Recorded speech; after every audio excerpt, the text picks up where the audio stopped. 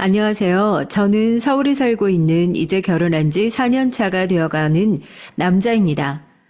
저희 집안이 유난히 좀 끈끈해요. 집안 식구들끼리 끈끈하고 정이 넘친다고 말을 하는 것이 언젠가부터 결혼 상대로 기피 대상이 되었는지 모르겠지만 어디 가서 자랑을 하다 보면 야, 그러면 너네 집 며느리는 완전 힘들겠다라는 알지도 못하는 소리를 종종 듣고 황당해하는 일도 생깁니다. 결정은 결국 제가 다 한 거긴 하지만 사연을 들어주시는 분들이 객관적으로 평가를 해주셨으면 좋겠다고 생각한 것도 있어서 이렇게 사연을 보내게 됐어요. 그렇게 해서 내일 장사 제대로 할 수 있겠어? 주방에 육수랑 확인했어? 내 식구가 먹는다고 생각하고 제대로 해야지. 내가 언제까지 하나하나 다 확인을 해야 돼? 어? 왜 TV를 보면 종종 그런 프로그램들 나오잖아요. 맛집 사장님들의 비밀, 몇 대째 이어서 하는 맛집의 속내, 대박 맛집 식당의 손자로 오래 살아오다 보니까 맛집의 비밀 그거 별거 없다고 생각해요. 저 나이를 먹어도 정정하게 젊은 사람들도 제대로 하지 못할 텐데 매일같이 나와서 가게를 살피시는 할머니가 있기에 가능한 일이 아닌가 싶습니다. 저희 할머니 올해 연세가 95세세요. 보통 그 나이가 되시면 거동도 불편하시고 요양원에 누워 계시고 이런 모습을 상상하기 쉬우실 텐데요. 아니요, 전혀요. 아직도 목소리 쩌렁쩌렁하시고 식당에 매일 나와서 장사할 준비는 잘 됐는지 손발 맞추는 직원들 상태는 어떤지 하나하나 직접 확인하시죠. 할머니를 보면 와, 나도 저 나이 먹어서 저렇게 살 수 있을까 생각해보곤 합니다. 아무리 생각해봐도요, 절대 못할 것 같거든요. 다른 건 몰라도 할머니의 저 열정을 어떻게 따라가요. 할머니는 아주 어렸을 때부터 장사를 하셨다고 해요. 사람들 가난해서 피죽도 제대로 못 얻어먹고 살던 시절에 계속 전라도 쪽에 계셨는데, 그러니까 저희 증조 할머니, 증조 할아버지가 대충 국에다 밥만 망걸 떠다가 시장에서 파는 장사를 하셨었고 자연스럽게 할머니는 어렸을 때부터 그 일을 봤었고요. 옛날엔 저기 역 근처에서 저녁부터 새벽까지 우동이나 가락국수를 파는 장사를 하셨다고 그러시더라고요. 한자리에 오래 지키셨는데 내가 이렇게 작은 장사를 해서는 사람들을 제대로 못 먹이고 살겠다 싶으셔가지고 그때부터 가게를 크게 넓혀야겠다 생각하기 시작하신 거죠. 워낙 손맛이 좋으세요. 저는 엄마 밥이 아니라 할머니 밥 먹으면서 컸거든요. 또 남도가 한정식이 워낙 유명하니까 처음엔 백반집으로 시작한 거예요. 한상 차림이라고 시키면 워낙 정이 많으신 저희 할머니는 남겨도 좋으니까 그래도 우리 집에 있는 거 맛은 다 보고 가야 된다고 이 반찬 저 반찬 다 꺼내가지고 내주시고 또 손맛이 얼마나 좋으신데요. 그렇게 작게 하셨던 백반집이 어느새 큰 한정식 집이 되고 연예인들이며 정치인들이며 벽에 사인이 빼곡하게 붙을 정도로 유명한 맛집이 됐다니까요. 맛집은 무슨 옛날에는 방송국에서 오는 사람들도 다 똑같은 배고픈 사람들이니까 와서 먹고 가라고 뭐가 문제냐고 죄다 받아줬는데 이제는 절대로 내 출연 안 한다고 했어. 손님만 많아지고 그냥 원래 오던 단골 손님들 줄 서느라 다시 돌아가고. 돈도 돈이지만 저희 할머니 장사 신념이라고 해야 되나요? 뚝심이 딱 있으신 분이거든요. 내 가게에 왔다 간 사람들 중에서 배고픈 사람 없어야 한다 하는 그런 거요. 당연히 저희 부모님도 결혼하시고 저 낳고 나서 할머니 가게가 워낙 잘 되니까 그러면 벌교에서 할머니 식당을 도와가지고 여기서 2호점이나 내보겠다 이렇게 했는데 할머니한테 엄청 혼나셨잖아요. 사람이 이왕 일을 하는 거면 큰 물에서 놀아야지 왜 거기서 굳이 2호점을 내려고 하냐고요. 여기서 밥 먹고 큰 애들이 다 지금 서울 나가서 살아. 너네는 서울 가서 장사해.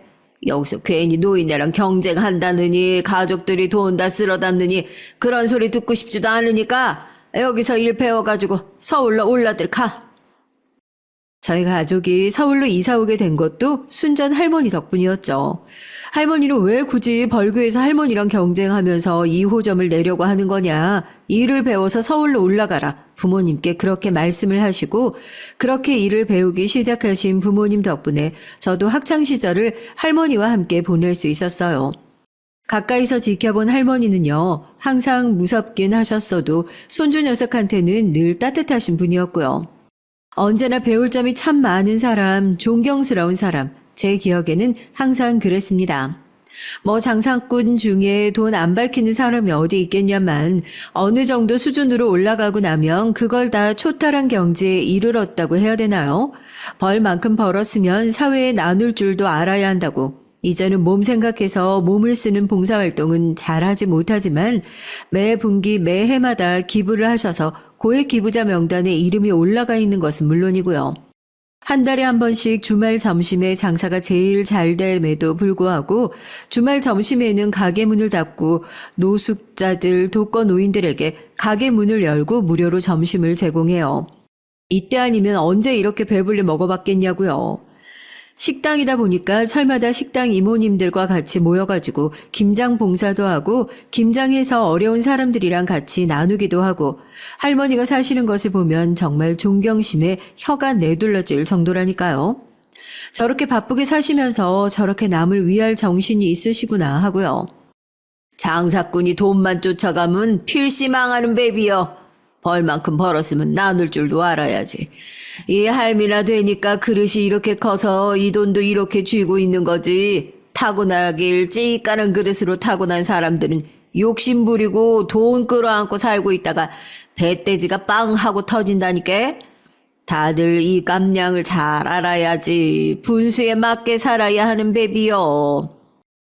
타고난 깜냥을 잘 알아야 한다. 분수에 맞게 자기 그릇에 맞게 욕심내지 말고 살아야 한다. 할머니랑 같이 살면서 저도 인생에 꼭 필요한 지혜들을 많이 배운 것 같습니다. 그런 지혜들이 오늘날 결혼을 한 이후에 쓸모가 있어질 줄은 몰랐지만 말이에요. 할머니의 말을 듣고 제 그릇만 계속 키워나갈 것이 아니라 남의 그릇의 크기도 볼 줄 아는 사람이 되어야 하는데 미련한 손자는 아직까지 성장은 못한 모양입니다. 여튼 저희 할머니요, 차림새만 보면 뭐 식당으로 건물 세운 대박 맛집 사장님이라는 것은 사람들이 상상도 못할 정도로 그냥 수수해요. 저희 아버지랑 어머니가 할머니한테 비싸고 좋은 옷 좀 사서 입으시라고 아무리 그래도 소용이 없어요. 아유, 어머니, 그래도 좀 남들이 그러면 자식들이 어머니 돈 어디서 빼돌리는 줄 알아요. 돈도 잘 버시면서 왜 그렇게 어머니한테는 안 쓰세요? 자식 부르자 소리 듣는 게 좋으신 거 아니에요? 예, 끼놈아. 그러면 뭐 사장들은 다 머리에 비녀 꽂고 한복이라도 차려입고 다녀야 해요? 늙어서 무슨 옷도 못 입겠고, 아유, 이게 제일 편하다는데, 왜 지들이 난리여, 더 지들이. 냅둬. 또 고집하면 저희 할머니 따라오실 분이 없으시거든요. 본인은 수수하게 하고 다니는 게 편하고 좋다면서 아무리 좋은 걸 사다 드려도 절대 안 입으세요. 누구 선물로 줘버리셔서 아버지가 서운해하셨던 적도 종종 있고요. 그런데 이렇게 본인한테 돈 안 쓰고 아끼시는 분이 가족 사랑은 또 엄청나세요. 실제로 아버지와 어머니가 선물로 사다 주신 비싼 옷은 안 입으시더라도 아버지가 뭐 회사 들어가셨을 당시에 첫 월급으로 사다 주신 네이가 있는데요. 그건 면이 다 해져서 못 입는 상태가 됐는데도 아직도 장롱 한켠에 놔두신다고 하고 그거 보고 안타까워서 제가 선물로 같은 걸 하나 사드렸거든요. 이건 또 손주 녀석이 사주신 거라고 아까워서 뜯어보지도 않으셨다니까요. 그뿐인 줄 아세요? 이렇게만 얘기하면 저희 할머니 뭐 버는 것만 죽어라 벌고 남 위에서만 쓰는 고집불통 구두쇠로만 보실 것 같아서요. 아버지 어머니가 한참 할머니 밑에서 일 배우고 계시고 제가 고등학교 때였는데 고등학생 땐 수학여행 가잖아요. 인생에 딱 한 번, 전 그전까지는 해외여행이라는 걸 가본 적이 없었는데 학교에서 수학여행으로 중국 상해를 간다고 해서 얼마나 들떠 있었는 줄 몰라요.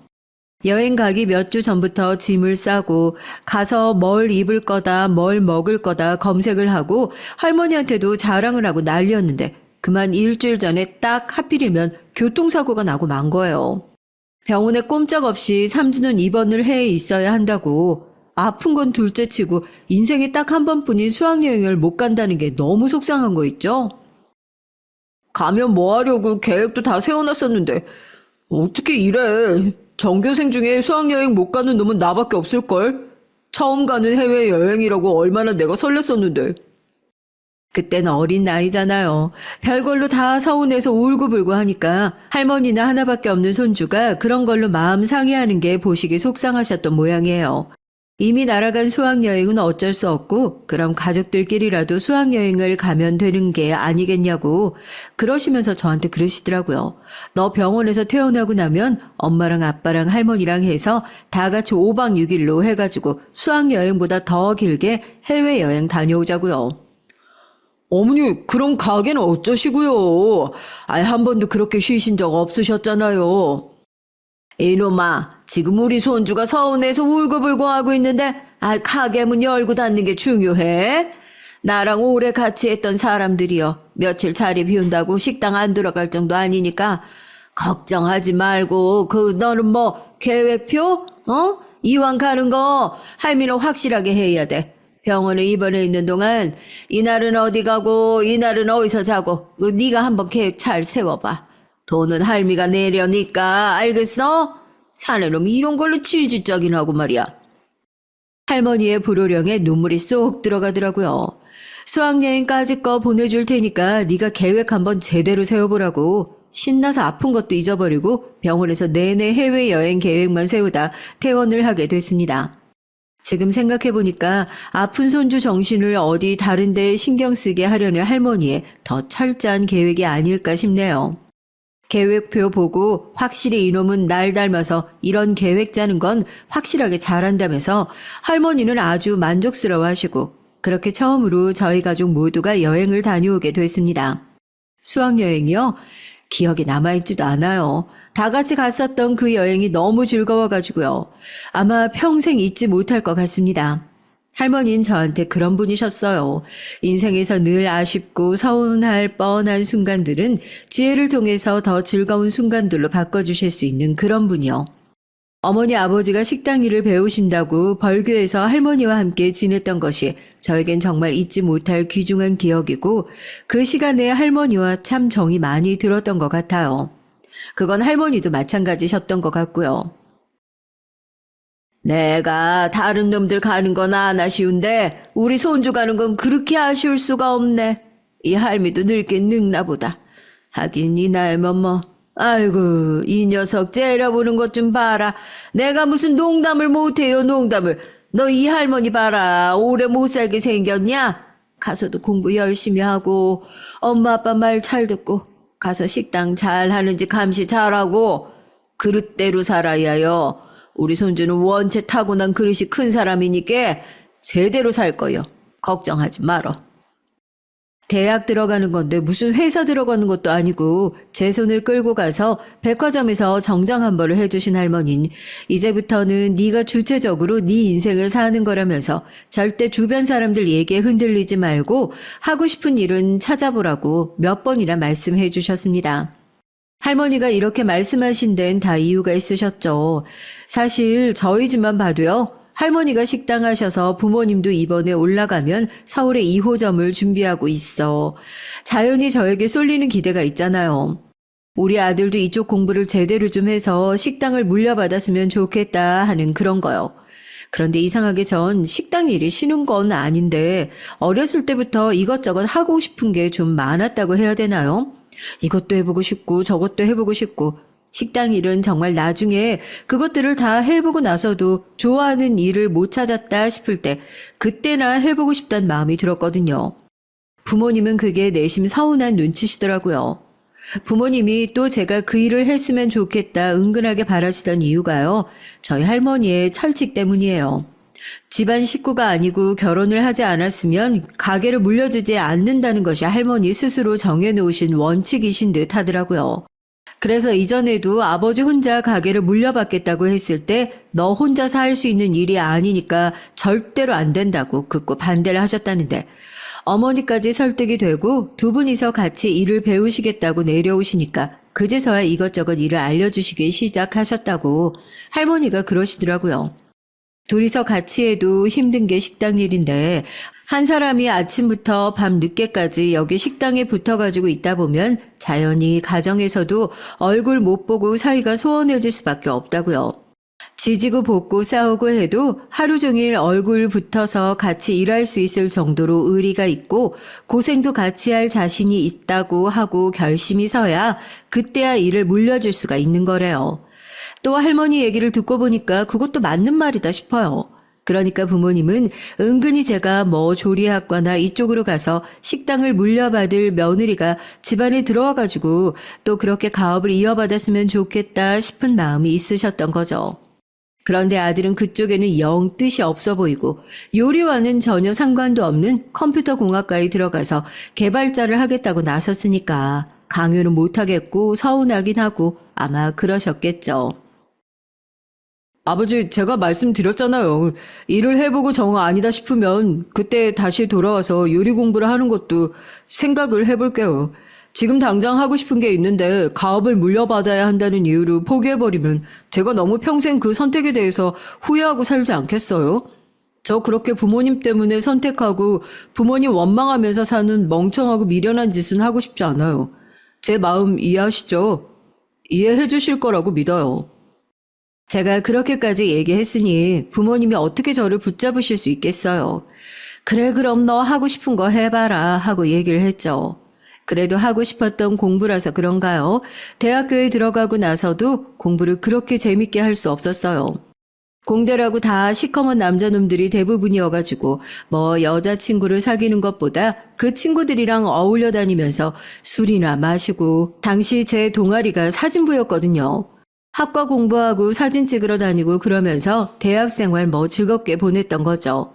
그래도 그렇게 공부에 내내 전념했었던 보람은 있었습니다. 우수한 성적으로 대학을 졸업해서 첫 직장은 IT 쪽 중견기업에 취업을 하게 됐고 2년도 안 돼서 대기업으로 이직을 하게 됐거든요. 처음엔 일을 물려받았으면 좋겠다고 성화였던 부모님께서도 제가 하고 싶은 일을 제대로 해내는 걸 보면서 어쩐지 인정을 해주시는 눈치기도 하셨고요. 회사를 옮기면서 연봉도 높아지고 그만큼 하는 일도 많아지면서 부쩍 바빠지게 됐습니다. 저희 부모님도 마찬가지셨어요. 사람 입맛 어딜 가나 다 똑같다고. 서울에서 장사해도 잘 될 거라는 할머니의 성견지명이 정확하게 맞아떨어졌거든요. 처음 가게를 오픈하고 몇 달은 이게 오픈빨로 잘 되는 건가 싶었는데 2호점도 그야말로 대박. 몸은 힘들지만 그래도 할머니의 가게를 이어받아서 성공적으로 잘 이끌어 나가고 있다는 것에 두 분은 엄청난 만족감을 느끼고 계시는 것 같았어요. 걱정이 없는 하루하루였습니다. 잘 되지 않는 것들이 아무것도 없었으니까요. 하지만 사람은 항상 다 괜찮다고 생각할 때 경계를 해야 하는 것 같아요. 그럴 때일수록 사람은 조심해서 가려 만나야 하고 행동 하나하나 조심해야 하는 시기가 아닌가 싶어서요. 너도 이제 슬슬 여자친구 안 사귀냐고 결혼 안 하냐는 압박 들어오지 않냐? 아니 멀쩡한 놈이 여태까지 여자친구 한 번을 안 사귀니까 말이야. 너 어디 문제 있는 건 아니지? 다른 게 아니라 나 아는 사람이 있는데 너 거기 맛집 아들이라고 하니까 자기가 거기 엄청난 단골이라고 하면서 꼭 한 번만 소개시켜 줄 수 있냐고 사정사정을 하잖아. 나도 엄청나게 친한 건 아니고 대학 다닐 때 다른 대학교랑 같이 대외 활동하면서 만났던 사람인데 사람 괜찮아. 아무래도 우리랑 같은 직군에서 일하는 사람이라서 이해심도 좋고 밑자야 본전인데 소개팅이라도 한번 나가보면 어때? 나가서 내 체면 한 번만 살려주라. 어? 야, 친구 좋다는 게 뭐야? 혹시 알아? 네가 그렇게 뻐기다가 나갔는데 운명의 상대를 만날 줄, 어? 대학 시절부터 친하게 지내던 동기놈이 하나 있었거든요. 무슨 인연인진 몰라도 이직을 한 대기업에서 그 친구를 다시 만나게 됐습니다. 대한민국은 학연, 지연, 혈연으로 똘똘 뭉쳐있다고 그러는데 저 역시도 낯선 공간에서 대학 동기 녀석을 다시 만나게 되니까 그렇게 반가울 수가 없더라고요. 나 홀로 외딴 섬에 떨어졌는데 구조선을 마주치게 된 기분이 들었다고나 할까요? 여튼 같은 부서는 아니지만 친구 좋다는 게 또 뭐라고 회사 다니면서 그 친구와 종종 퇴근하고 나서 같이 술 한잔 마시면서 얘기도 하고 타지 생활하면서 유일한 친구라고도 할 수 있을 정도로 가깝게 지냈었는데 갑자기 저한테 소개팅을 받아볼 생각이 없냐며 물어보더라고요. 그게 제가 아내를 처음 만나게 된 계기였습니다. 거절을 하기도 뭐하고 뭐 어차피 소개팅인데 주말에 잠깐 나가서 맛있는 밥 한 끼 먹고 온다 생각하고 자리에 나갔던 거죠. 그런데 막상 나가보니까 솔직히 얘기해서 외모가 정말 제 스타일이었던 건 물론이고, 아시잖아요. 공대 다닐 때 주변에 여자라고는 거의 한 명도 없었는데, 아내 역시 개발 직군에서 일을 하고 있던 사람이었고, 그래서 그런지 몰라도 말이 그렇게 잘 통할 수가 없는 거예요. 일 얘기면 일 얘기, 가족 얘기면 가족 얘기. 이렇게 나랑 잘 통하는 사람이 있나 싶을 정도로 무슨 대화를 꺼내더라도 막히는 부분이 없어요. 친구가 말해준 대로 저희 집에서 운영하는 가게도 엄청나게 자주 가는 단골집이라고 먼저 얘기를 하더라고요. 근데 오철 씨는 왜 가게 안 물려받고 개발자가 되신 거예요? 저 같으면 식당도 잘 되고 하니까 어떻게든지 요리 배워서 가게 물려받을 생각했을 것 같은데 앞으로도 그러면 식당은 물려받으실 생각은 전혀 없으신 거예요? 사람이 한 일만 하면 재미없잖아요. 나중 돼서야 생각이 바뀔 수도 있겠지만 지금 당장은 가게를 물려받고 싶다는 생각이 전혀 없어요. 그 전까지는 내가 하고 싶은 일을 좀 해보자 하는 생각이 큰데 다행히 아직까지는 제가 선택한 길이 꽤나 만족스럽네요. 지금 하고 있는 일이 재밌기도 해서 여기서 커리어 하이는 찍어보자는 마음으로 일을 하고 있어요. 저희 식당 자주 가보셔서 민수한테 소개시켜달라고 하셨던 거라면서요. 제가 할머니 손맛에 감사드려야 할 일이네요. 생각해보면 그때부터 아내는 식당에 꽤 관심이 있었던 것 같아요.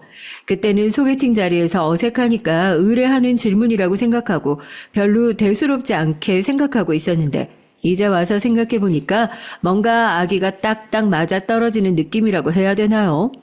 하여튼지간 그렇게 소개팅을 끝나고 나서도 말도 잘 통하고 마음이 잘 맞는 것 같아 몇 번을 더 만나고 밥도 먹고 데이트도 하고 그렇게 자연스럽게 연인 관계로 발전하게 됐습니다.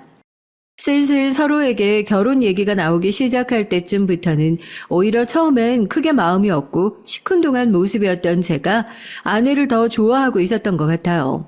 다른 게 아니라 전 가족에 대한 애정을 굉장히 중요하게 생각하는 사람이잖아요. 가족 간의 관계도 꽤나 끈끈한 사람이고요. 결혼을 하게 된다면 제 아내 역시 그런 제 마음을 잘 이해해주고 저와 같은 생각을 가진 사람이었으면 좋겠다는 생각을 하고 있었는데요. 아내는 보면 볼수록 저희 부모님에게도 잘하고 저보다 가족을 더 많이 생각하는 사람인 것 같아서 거기서 마음이 더 많이 갔던 것 같습니다. 잠깐만. 나 이거 하나만 주문하고 저번에 보니까 어머님이 이거 맛있게 드시는 것 같아서 집으로 하나 배달시켜 드리려고 주문하는 김에 당신 것도 하나 주문해 줄까? 저보다 가족들에게 더 잘하는 모습에 여자 보길 돌붙여 보듯이 하던 제 마음도 열렸던 거였습니다. 아내는 결혼 전까지만 하더라도 정말이지 저희 가족에게 간이고 쓸개고 다 빼줄 수 있는 사람처럼 행동을 했었으니까요. 세상에 어떻게 저렇게 천사 같은 사람이 다 있나 싶을 정도로요. 저희 가족들에게 잘하는 모습을 보고 결혼 생각이 없었던 저도 마음이 다 열릴 정도였으니 뭐 더 말을 하지 않아도 되겠죠. 제가 없는 사이에 저희 어머니 아버지를 얼마나 자주 찾아뵙는 건지 어머니는 이걸 좋아하시고 아버지는 이걸 좋아하신다. 친근하고 살갑게 얘기를 해서 깜짝 놀란 것도 물론이고요. 사람이 밖에서 뭘 하나 사더라도 자기 것만 사는 법이 좀처럼 없어요. 이거는 좋으니까 가족들도 같이 쓰면 좋겠다면서 꼭 저희 가족 것까지 챙기는 모습이 너무 좋더라고요. 자연스럽게 저도 처갓집에 잘할 수밖에 없게 되는 아내가 시댁에 그렇게 잘하는데 제가 가만히 앉아서 받아먹기만 하겠냐고요. 처갓집에다가 있는 선물 없는 선물 다 해바쳤죠. 부모님도 그런 아내의 모습이 너무 괜찮았는지 먼저 결혼 얘기를 꺼내셨고요. 두 사람 언제까지 연애만 할 거냐고요. 서로 모자라는 것도 없이 잘 만나고 있는 것 같은데 하루라도 빨리 결혼해서 애 낳고 사는 게 좋을 것 같다고요. 나 너무 긴장돼. 할머님이 나 별로 안 예뻐하시면 어떡하지? 어때? 나 괜찮아? 할머니가 그럴 리가 뭐가 있으셔. 정말 좋으신 분이에요. 어떻게 보면 나한테는 부모님보다도 더 소중하신 분이고 어렸을 때 나를 다 키워주시다시피 했던 분이니까 다른 건 몰라도 우리 할머니께는 당신이 더더욱 잘해줬으면 좋겠어. 내가 너무 많은 거 바라는 거 아니지? 그냥 안부 전화도 자주 드리고 할머니가 나이가 있으시잖아. 아무리 건강하시다고 정정하시다고 말로는 그러시지만 손주놈 입장에서는 걱정이 이만저만이 아니거든. 결혼이라는 게 한번 물꼬를 트기 시작하니까 아주 일사불란하게 진행이 되더라고요. 평소에 인사를 자주 하고 얼굴을 자주 뵙고 지냈던 양가 부모님과는 인사를 하고 그래도 순서는 지켜야지 않겠냐면서 할머니께도 인사를 드리기 위해 아내를 데리고 가족들과 함께 벌교로 내려가게 됐습니다. 아내는 할머니가 본인을 마음에 들지 않아 하면 어떡하냐면서 괜한 걱정을 하더라고요. 그때까지만 해도 괜한 걱정이라고 생각했어요.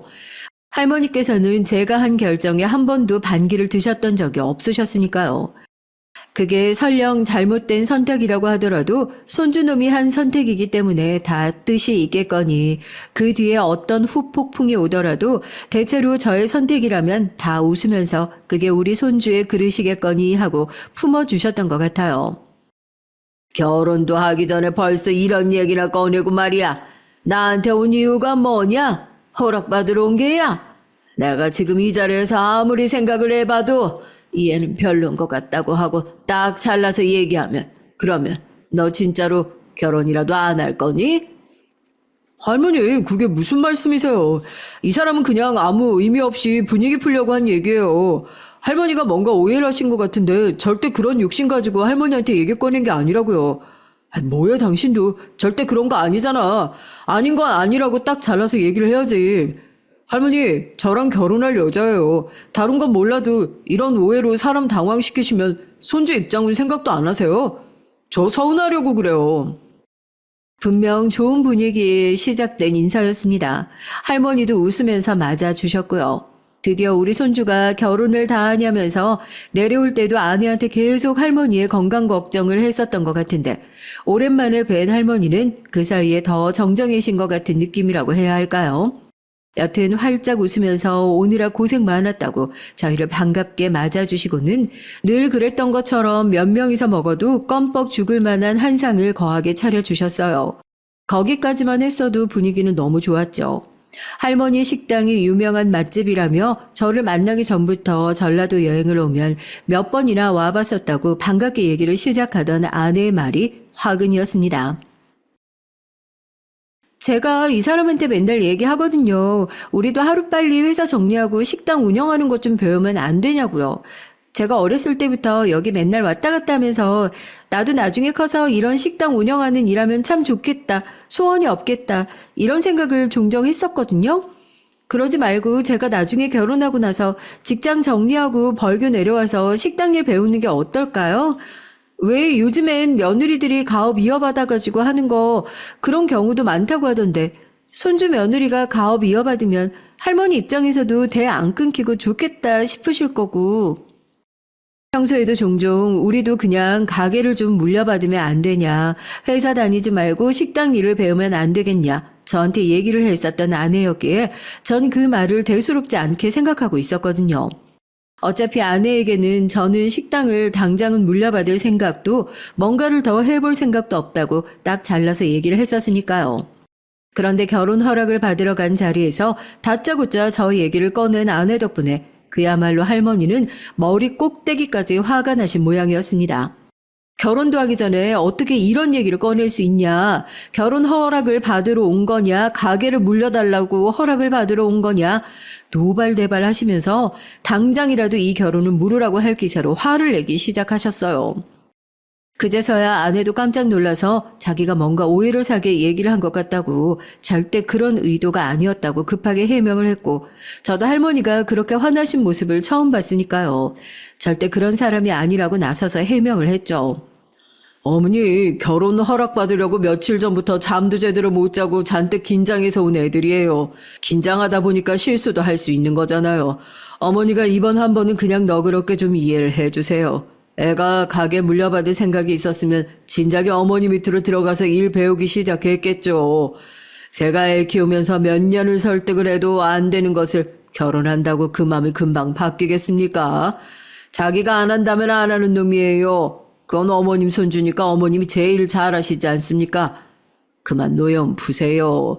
이렇게 되면 여기 아가씨도 너무 민망하고 할머님이 가게를 어렵게 꾸려서 가족들 다 키우시고 그만큼 가게에 대한 애정도 깊으신 분이야. 분위기 풀려고 해본 얘기인 건 알고 있지만은 방금은 내가 들어도 조금 과한 것도 있었어요. 여기서 더 서로 기분 상할 일 없이 조용히 넘어가자고. 다행히 아버지께서 중간에 잘 중재를 해주신 덕분에 더욱 민망한 상황을 겨우 넘길 수는 있었지만 말입니다. 겨우 결혼 허락을 잘 받고 집으로 돌아가는 길 내내 뭐가 그렇게 서러운지 눈물을 훌쩍거리고 있는 아내의 모습을 보니까 할머니가 너무 심하신 것 같기도 하고 너무 불효자 같은 마음이긴 하지만 이제 제 식구가 될 사람이잖아요. 그렇게까지 뭐라고 하셨어야 했나 싶기도 해서 저도 조금 서운한 마음이 있었죠. 아내의 손을 꼭 잡아주면서 매일 저러시는 분은 아닌데 아까 아버지가 말씀하신 것처럼 가게 얘기가 나오다 보니까 더 예민하게 반응하신 부분이 있는 것 같다고 오늘 들었던 것처럼 당분간은 당신도 그런 얘기 할머님 앞에서는 하지 않았으면 좋겠다고 오늘 고생 많았다고 손을 꼭 잡아주면서 마음을 달랬습니다. 자기가 실언한 것 같다고 미안하다고 사과를 하더라고요. 그때까지만 하더라도 이제 할머니도 나이가 드셔서 아주 작고 사소한 일에도 화를 버럭버럭 내시게 됐구나. 철없이 그렇게만 생각했어요.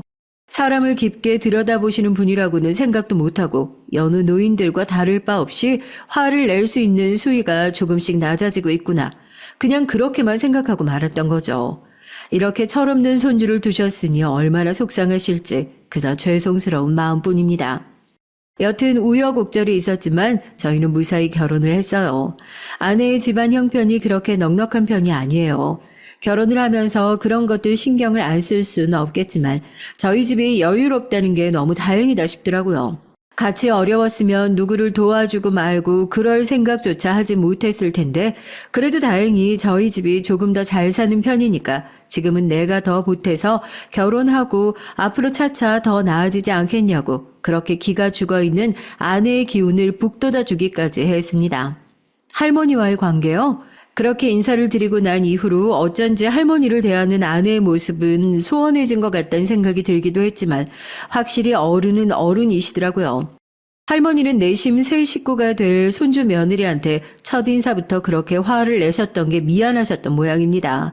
그렇게 올라가고 나서도 내내 마음에 걸리셨는지 저한테 연락을 해서 손주 며느리는 괜찮냐, 서로 오해해서 생긴 일이니까 너무 마음에 담아두지 말라고 하라고 신신당부를 하신 것은 물론이고요.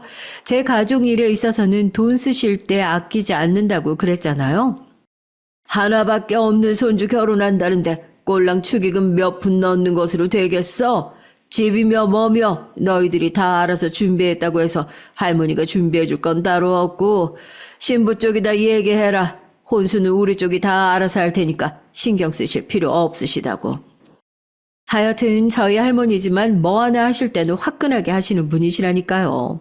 갑자기 무슨 혼수 얘기냐고 어리둥절해 있는데 할머니가 그런 줄 알라면 그런 줄 알라고 아직 신혼집 입주까지 시간 좀 남았으니까 혼수 계약은 따로 하지 말고 그 돈은 너희 둘이 잘 모아놨다가 나중에 아이 낳고 돈 쓸 일 많아지면 그때 생활에 보태서 쓰라고 하시더라고요.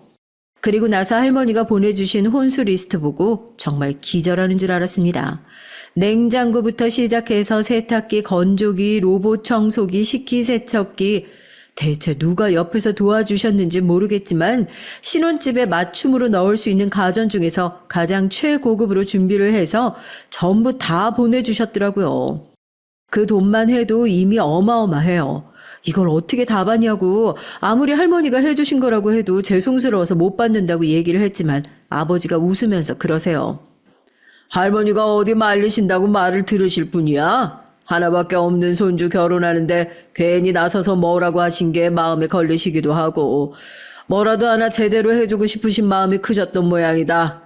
그래도 혼수는 니네들이 항상 집에 놓고 쓰는 거니까 항상 보면서 할머니한테 감사한 마음 가지고 살라고. 하여튼 우리 어머니도 참 못 말려. 얼마나 감사해요. 덕분에 아내랑 저랑 신혼생활 정말 편하게 했습니다. 그 정도가 되면 할머니에 대해 서운한 감정이 남아있으면 안 된다고 전 그렇게 생각했거든요. 아니 일반적으로 보통적인 사람들이라면 그렇게 생각하는 게 맞지 않나요? 모두의 축복 속에서 행복한 결혼식을 올렸다고 생각했는데요. 결혼을 하고 나서 한 가지 걸리는 게 있었습니다. 아내의 태도 때문이었어요. 그렇게 할머니에게 많은 선물을 받고 나서도 어쩐지 행복해하거나 감사해하는 모습이 없어 보이는 것 같아 그게 영 마음에 걸리더라고요. 제가 뭐 나서서 호들갑을 떨면서 할머니 너무 감사해요. 할머니 덕분에 이렇게 잘 살고 있어요. 하라는 것도 아니지만 뭐라고 해야 할까요? 한 번씩 아내가 하는 얘기에서 오히려 이 수많은 선물이 할머니가 저희를 마음대로 주무르시려고 하는 의도로 주신 게 아니냐는 그런 뉘앙스의 말을 하는 것 같아서 찜찜한 순간들이 있었거든요. 자기는 절대 그런 의도로 말한 게 아니라고는 하지만 말입니다. 다 좋은데 차라리 돈으로 주셨어도 좋았을걸. 로봇 청소기나 식세기 같은 것도 1년 지나면 금방 또 새로운 모델 나와버리잖아. 아니 그냥 싫다는 게 아니고 할머니께서 내가 그렇게 못 믿어오신가 싶어서 나한테 선택권을 안 주려고 하시는 것 같아서 저번부터 가게 얘기 때문에 기분이 상해가지고 너한테는 이렇게 가전 하나도 고를 수 있는 선택권도 없는 사람이다 알려주려고 일부러 저러시는 건가 싶기도 하고 내가 오해하는 거겠지?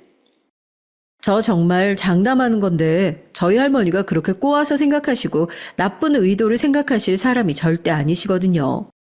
거기서도 아내한테 버럭 화를 냈었죠. 선물을 주시면 감사하고 기쁜 마음으로 받아야지 어떻게 이렇게 귀한 것들을 받아놓고도 그렇게 사람이 선한 의도를 파악하지 못하고 꼬아서 생각할 수 있냐고요. 결혼 전에 저희 식구들한테 정말 잘하던 아내의 모습이 좋아서 했던 결혼이었는데 결국 이후엔 계속 이렇게 실망스러운 모습을 마주하게 되는 것 같아 영 착잡하기만 했습니다. 하지만 아내와 그런 투닥거림도 오래가진 못했어요. 결혼하고 나서 한 2년간은 회사에서 제 승진을 앞두고 있어서 매일 밤 늦게까지 야근을 하고 아내의 얼굴도 겨우 보고 잠들 정도로 정말 바빴었거든요. 싸울 새가 어딨어요. 지친 몸 이끌고 집에 들어와서 아내 얼굴 겨우 보는데요. 그래도 나름 신혼인데 너무 아내를 외롭게 해두는 것만 같아서 여간 미안한 게 아니었죠. 그렇게 바쁜 와중에 또 애는 어떻게 생겼냐 물어보시면 그것도 할 말이 없어요.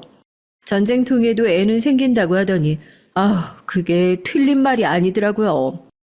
아이고 이게 무슨 경사냐. 집안에 이런 경사가 또 없다. 잘 됐어. 정말 잘 됐어. 아이고 우리 손주 며느리 입덧은 없다니. 고생할 텐데 집에서 푹 쉬면서 손가락 하나 까딱하지 말아라. 내가 반찬이랑 이것저것 다 보내줄 테니까. 정말 잘 됐지.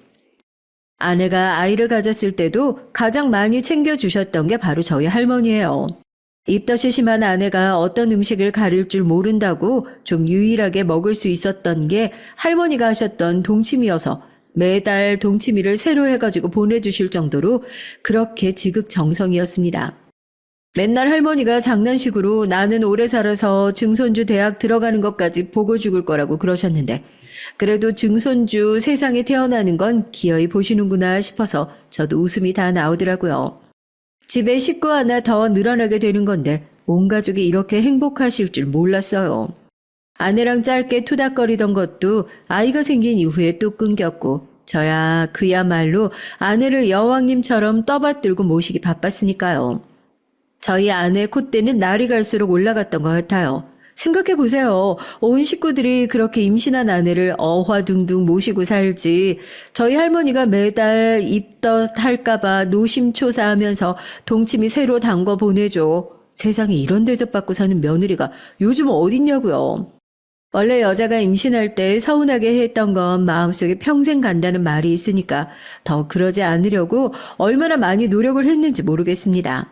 그런데 그때 아내의 콧대가 너무 높아졌던 모양이지 아니면 원래 그런 사람인데 저희가 모두가 알아보지 못하고 있었던 건지 모르겠지만 아이를 임신하고 낳는 과정에서 저희도 모르는 아내의 모습들을 마주하면서 깜짝깜짝 놀랄 수밖에 없었어요.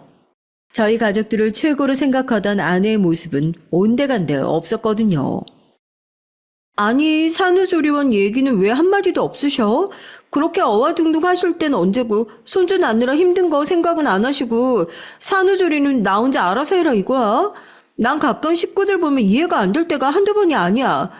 집에 돈도 많으시던 분들이 이상하게 내가 남의 집 식구라 그런가 나한테만 돈 아끼시는 기분이 든다고 해야 되나? 당신한테는 척척 해주는 것 같은데 거기에 내가 껴있으면 지갑을 탁 닫으시는 것 같다고. 어머니가 아내한테 제일 좋은 산후조리원을 추천해 주시고 싶다면서 백방으로 알아보시는 와중에 왜 산후조리원 얘기는 한마디도 없냐면서 저렇게 툭 볼멘 소리를 하는 것은 물론이었고, 아이를 낳고 나서도 아이 용품을 제대로 사주지 않는 것 같다. 말도 안 되는 트집이 슬슬 늘어나기 시작했죠. 그럼 뭐 처갓집에서는 제대로 해주셨냐고요? 아이 낳고 나서 고생했다고 봉투 하나 쥐어주시는 꼴을 못 봤어요. 대체 왜 그렇게 맨날 우리 집만 잘해야 하는 건지, 그렇게 받아놓고 나서도 뭐가 모자라서 저렇게 맨날 입이 대빨 나와 있는 건지, 순간 저도 결혼을 잘못했을지도 모르겠다라는 생각이 머릿속에 스쳐 지나가면서 아차 싶더라고요. 그리고 얼마 전 아이의 돌잔치를 하면서 그동안 쌓여왔던 모든 것들이 한 방에 터지고야 말았습니다. 돌잔치를 준비하면서도 말 많았죠. 무조건 호텔에서 해야 한다. 뭐 한복은 어디서 해야 한다. 두 사람의 벌이가 뻔히 정해져 있는데 분수에 맞게 좀 하자고 얘기를 해도 저희 집에서 당연히 하나밖에 없는 손주의 돌잔치에 돈이라도 대주시지 않겠냐는 아내의 뻔뻔한 태도에 이미 머리 꼭대기까지 화가 나 있는 상태였어요. 행사 전에도 그걸 이유로 한바탕 했던 상황이었고요.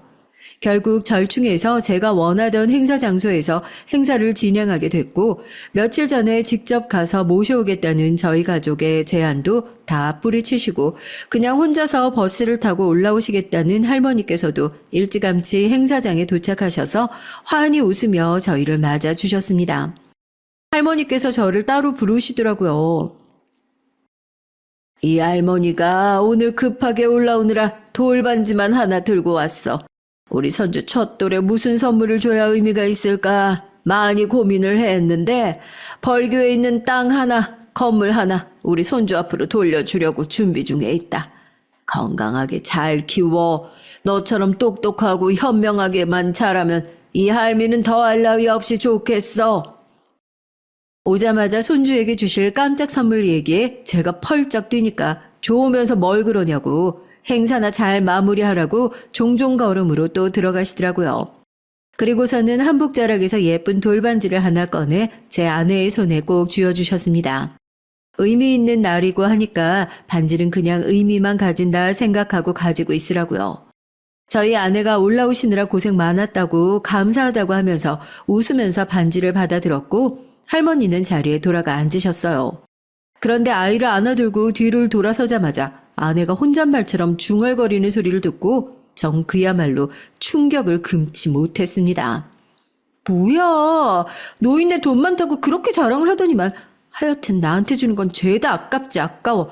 한 돈짜리야? 난 또 한 5돈은 되는 줄 알았네.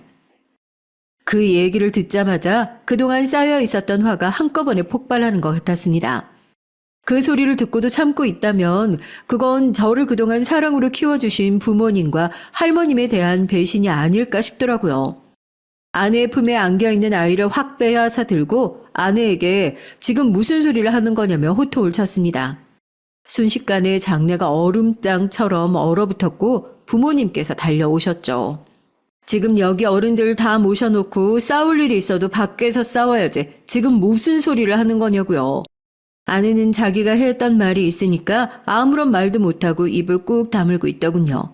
전 마이크를 집어들고 장내에 있는 손님들이 모두 들을 수 있도록 얘기를 시작했습니다. 오늘 이 행사를 축하해 주시기 위해서 자리에 모여주신 손님들께 정말 죄송하다는 말씀 먼저 드립니다. 저희 아들의 돌잔치를 축하해 주시러 오신 많은 분들 앞에서 감사하다는 인사를 드리면서 저 이 자리에서 저희 아내와 이혼하겠다는 말씀을 올리려고 합니다. 그동안 저는 저희 아내가 제가 아닌 저희 가족의 돈을 보면서 사는 것을 외면하면서 살고 있었습니다. 그저 저희 가족들한테 잘하는 아내의 모습이 좋아서 착하고 순한 사람이라고만 생각하고 언젠가 예전 모습으로 다시 돌아올 거라 믿고 기다리고 있었는데 오늘 아내의 추악한 진실을 본 이상 더 이상 이 사람이 제 아내의 엄마로 함께 살아가는 모습을 볼 수 없을 것 같습니다. 진심으로 죄송합니다. 부모님께도 할머님께도 이런 자리에서 이렇게 얼굴에 먹칠을 하게 돼서 정말 죄송하지만 이 사람이랑 앞으로 살아가는 게 더한 먹칠인 것 같아 내린 결정이니까 부디 용서해 주시면 감사하겠습니다. 무릎을 꿇고 고개를 숙인 제 옆에서 아내는 길길이 날뛰기 시작했어요. 자기는 이혼 절대 못 해준다면서요. 이혼? 누구 맘대로 이혼이야? 야, 나 돈 없다고 무시한 건 니네 집 식구들이잖아. 니네 노인네가 꼴랑지 증손주 돌잔치에 한 돈짜리 반지 들고 와서 나한테 찔러주는 게 이게 무시가 아니면 뭔데? 어? 니네 집 식구들이 지금 나 무시하고 있는 거잖아. 그때 할머니가 나와서 혀를 차시면서 아내 뺨을 시원하게 올려붙이셨고 아내는 아무런 말도 하지 못하며 눈만 끔뻑끔뻑 뜨고 있더군요. 할머니는 네가 대체 잘못한 게 뭐가 있어서 여기 이렇게 사람들 다 보는 데서 무릎을 꿇고 있냐고 정작 무릎을 꿇어야 할 사람은 따로 있지 않냐면서 호통을 치시더라고요. 처음 인사 올 때부터 돈에 눈이 멀어 있다는 것은 짐작에 눈치채고 있었어야 하는데 오늘이 우리 손주 돌잔치지 네 기집애 돌잔치요? 돈 때문에 우리 집안에 달려들었으면 네가 그 좋아하는 돈 한 푼도 못 들고 나가게 내가 기를 쓰고 막을 테니까 그런 줄 알아. 왜? 아파? 겨우 딱이 안 된 맞은 걸로 아파? 우리 가족들이 너한테 뒤통수 맞아가지고 아픈 건 생각도 안 하냐? 어디 두고 보자. 누가 이기고 누가 지나? 소란스러웠던 장내는 어느덧 혀를 차면서 아내의 욕을 하는 분위기로 바뀌었고 할머니는 그런 저를 일으켜서 행사장을 정리해 밖으로 나가자고 하셨어요. 집으로 돌아가자마자 포장이사를 불러서 아내의 짐을 모두 싸가지고는 문 밖에 내놓으시고 비밀번호도 바꾸셨죠. 이혼이 진행될 동안 이 집에 발도 붙일 생각하지 말라고요. 어머니와 아버지는 왜 먼저 뺨을 때리셨냐고 나중에 혹시라도 어머니한테 피해가 가면 어떡하냐고 전전긍긍이셨지만 할머니는 단호하셨습니다. 결국 벌 받을 놈이 벌 받게 되어 있다면서 아예 뿌리를 뽑아야 한다고요. 지금 아내 쪽에서는 변호사를 통해서 그럼 재산 분할이라도 해달라 협의 이혼을 해주겠다 하는 식으로 저희를 회유하고 있고 저희는 가정의 소홀하고 가정을 욕보였던 규칙 사유는 모두 아내에게 있으니 협의는 해줄 수 없다로 팽팽하게 맞서 싸우고 있는 상황입니다. 어떤 분들은 저희 가족이 아내에게 너무 가혹했다고 욕을 하시던데 객관적으로 누가 잘못했는지 듣고 싶어서요. 정말 이거 제가 문제인 건가요? 안녕하세요. 저는 시어머니와 함께 살고 있는 50대 여성입니다. 제게는 아들이 있는데 둘 다 타지에 있는 사관학교에 다니는 중이라 집에는 시어머니와 저 둘뿐이죠. 시어머니라고 하면 한없이 어려운 존재잖아요.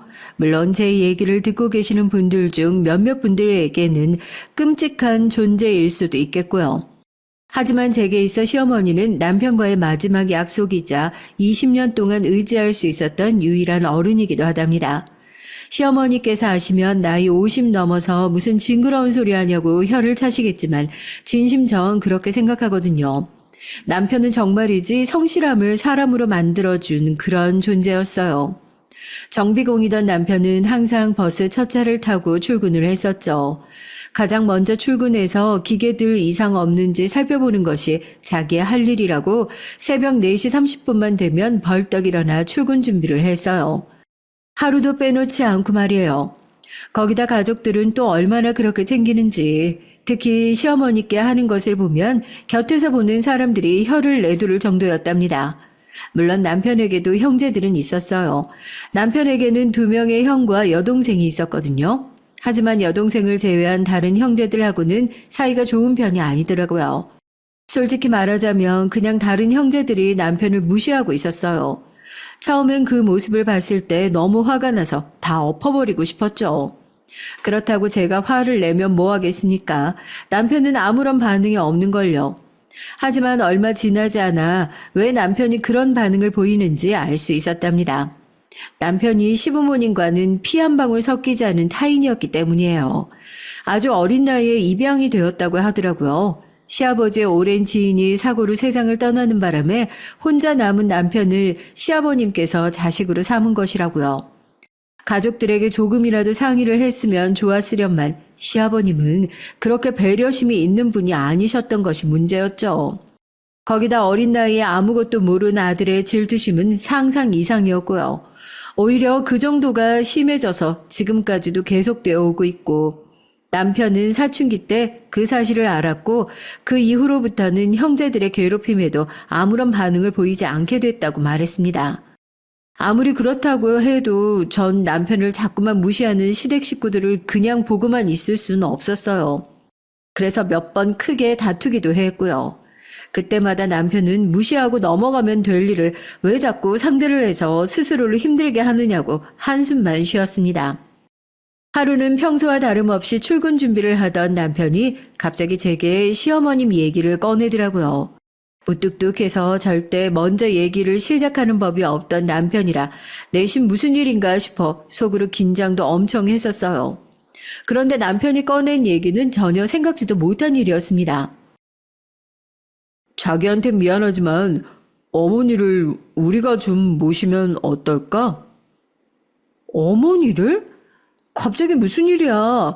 어머님 지금 큰 댁에 계시잖아. 큰 집에서 무조건 자기들이 모실 테니까 한 달에 100만 원씩 생활비 보태달라고 난리쳤던 게 3개월 전 아니야? 제 말에 남편은 길게 한숨을 내셨어요. 혼자 계시던 시어머니께서 다리를 다치시는 바람에 병원에 한동안 입원을 하셨거든요. 퇴원을 한다고 해도 아직 다리가 불편하시니 혼자 두는 것은 좋지 않다는 생각에 형제들 중 누군가 나서서 시어머니를 모시기로 했어요. 아주버님들은 서로 모시지 않겠다고 난리였죠. 보다 못한 남편이 집이 좁긴 하지만 자신이 모시겠다고 나섰어요. 그러나 큰아주버님께서 피 한 방울 섞이지 않은 남편이 어디를 나서냐고 난리도 이런 난리가 없었죠. 심지어 작은 아주버님은 우리가 시어머니를 모시고 가서 때리고 굶길 것이라는 소리까지 했어요. 말이 되는 소리를 좀 하세요. 어느 자식이 부모님께 그런 행동을 한단 말입니까? 자식이 아니니까 우리한테 괴롭힘 당했다고 어머님한테 풀 수도 있고. 아주버님 적당히 좀 하세요. 지금까지 매해 어머님 모시고 건강검진 다닌 사람이 누군데요. 그이잖아요. 영양제 떨어지지 않게 챙기는 것도 저희고요. 그런데 그이한테 무슨 말씀을 하시는 거예요?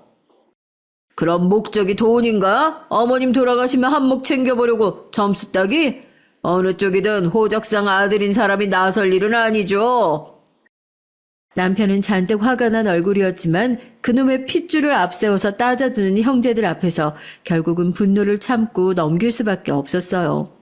그렇게까지 난리를 쳤던 일은 어디로 갔는지 갑자기 큰 집에서 자신들이 시어머니를 모시겠다고 말을 바꿨죠. 그러고는 시어머니를 모시는 대가로 매달 생활비를 보태달라고 하더라고요. 100만 원씩 말이죠. 전 터무니없는 금액에 뭘 근거로 100만 원을 달라고 하는 것이냐며 따졌지만 큰형님은 눈 하나 깜짝하지 않았습니다. 삼시세끼 챙겨드려야지. 물리치료 받으려면 병원에 모시고 가야지. 그걸 누가 다 한다고 생각하는 거야? 사람 싸서 하는데 그 정도는 내야지. 봐봐, 어머님께 쓰는 돈이 이렇게 아까워서 어머님을 모신다고? 그런 말씀이 아니잖아요. 돈이 아깝다는 말이 아니라 정확하게 하자는 말이죠. 정확하게 해? 아니, 내가 지금 내 주머니 채우려고 이런단 말이야? 형수님, 그런 의도로 드린 말씀이 아니라는 건 아시잖아요. 제발 그만 좀 하세요. 결국 남편이 나서서 큰 집의 의견을 따르겠다는 말을 하고 나서야 소라는 일단락이 됐습니다. 그리고 3개월이 지난 거죠. 그런데 남편이 다시 그 얘기를 꺼내다니 당연히 당황스러웠죠. 남편은 시어머님께 연락을 받았다고 하면서 도저히 단 하루도 그 집에서 살 수 없다고 하셨어요. 우리 집으로 모시고 오자고요. 당시 남편과 제 사이에는 돌이 막 지난 큰아이와 함께 뱃속에 3개월에 접어든 둘째가 있었어요. 남편이 제 상황을 생각도 하지 않고 얘기를 꺼냈을 것이라고는 생각되지 않았거든요. 분명 시어머님께 무슨 일이 생긴 것이었죠. 전 이유를 물었지만 남편이 좀처럼 얘기를 하지 않더라고요. 그러더니 나중에 다시 얘기를 하자고 하면서 출근을 했어요. 전 그날을 지금도 후회하고 있습니다. 남편에게 무슨 일인지 좀 더 물어볼 걸 하고 말이죠. 그리고 남편이 원하는 대답을 시원하게 해주지 못한 제 자신을 참 오랫동안 몰아붙였답니다. 남편 출근 이후 쏟아지는 잠을 참지 못하고 그대로 잠시 잠이 들었는데요. 얼마나 흘렀을까 시끄러운 소리에 잠이 깬 전 전화를 받고는 번쩍 정신이 들었어요. 남편이 교통사고로 인해 위험한 상황이라고 하더라고요. 뺑소니였습니다. 전 허둥지둥 병원으로 달려갔죠. 신발도 제대로 신지 못하고 택시를 잡고 달려갔어요. 하지만 병원에 도착했더니 이미 남편은 이 세상 사람이 아니더라고요. 남편의 마지막도 보지 못했습니다. 제게 남편의 부고를 알려준 의사 선생님을 붙들고 얼마나 울었는지 몰라요. 그렇게 정신을 잃었죠. 다시 눈을 떴을 땐 새하얀 병원 천장이 보이더라고요. 그리고 어떻게 연락을 취했는지 가장 친한 친구가 제 손을 잡고 있었습니다. 전 친구에게 남편의 간에 물었고 친구는 씁쓸한 얼굴로 제 눈을 피했어요. 그제야 실감이 나더군요. 남편이 정말 이 세상 사람이 아니라는 사실을요. 남편의 장례식은 조촐하고 조용하게 치러졌습니다.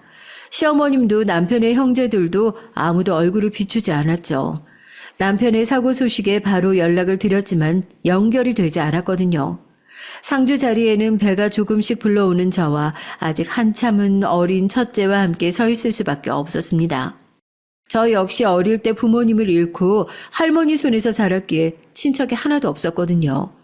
다행히 저와 남편의 직장 동료들이 찾아와서는 묵묵히 자리를 지켜준 덕분에 텅 빈 장례식장이 되지 않을 수 있었습니다. 시댁 식구들은 장례식이 끝나가는 마지막 날이 돼서야 나타났어요. 그 와중에도 시어머니의 모습은 찾을 수 없었죠.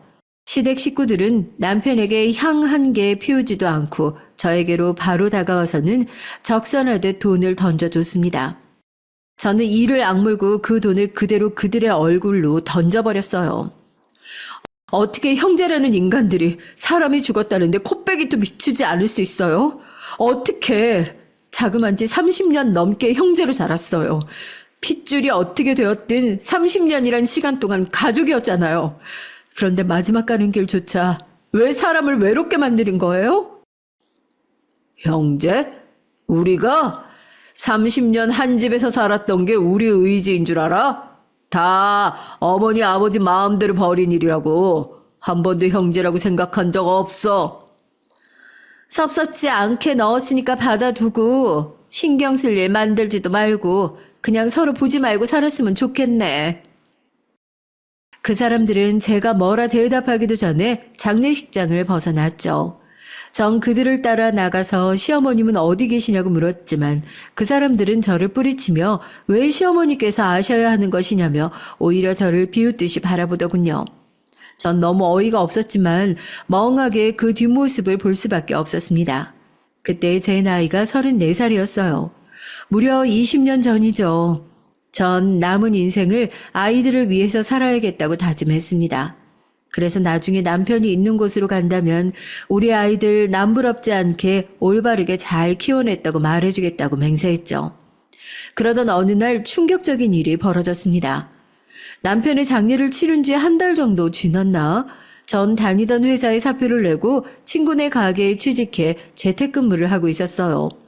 어린이집에서 큰애를 데려오는 길에 못 보던 차가 집 앞에 있더라고요. 이 동네엔 전혀 어울리지도 않는 그런 차라 신기하게 바라봤죠. 차를 지나 아파트 입구로 들어서는데 갑자기 저를 부르는 소리가 들렸습니다. 전 깜짝 놀라 뒤를 돌아봤어요. 차에서 시어머니와 아가씨가 모습을 드러내더라고요.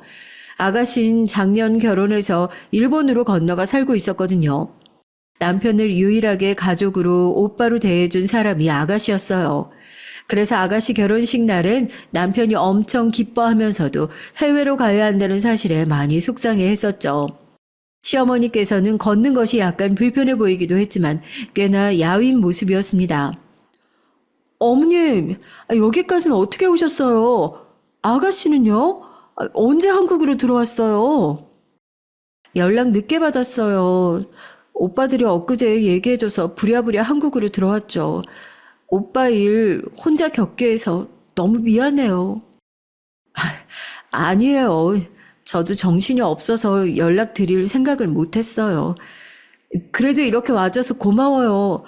어머님, 그동안 잘 지내셨어요? 천벌을 받을 새끼들. 어떻게 내 자식이를 그렇게 꽁꽁 숨겨두고 내가 알았더라면 우리 아들 가는 길도 못 보고 내가... 시어머니께서는 금방이라도 쓰러질 것 같이 휘청거리셨어요. 저와 아가씨는 급하게 시어머니를 부축해서 집으로 들어왔죠. 시어머니께서는 큰애를 무릎에 앉혀두시고는 연신 머리를 쓰다듬어 주시며 어릴 때 시아버님의 품에 안겨서 집으로 들어오던 남편과 똑같았다고 하셨습니다. 전 금방이라도 눈물이 터질 것 같았지만 꾹꾹 눌러 참았죠. 한참을 남편에 대한 추억으로 얘기를 나누었어요. 그러다 전 시어머님께 거취 문제로 남편과 얘기를 한 적이 있으시냐고 물었어요. 남편과의 마지막 대화였던 그날의 얘기를 말씀드렸죠. 시어머니께서는 금방 눈물을 뚝뚝 흘리셨습니다. 그 집에서는 더 이상 견딜 수가 없어서 그냥 본가로 돌아가겠다고 했더니 큰애랑 며느리가 펄쩍펄쩍 뛰더라. 아직 치료를 받아야 하는데 어딜 가느냐고 말이지.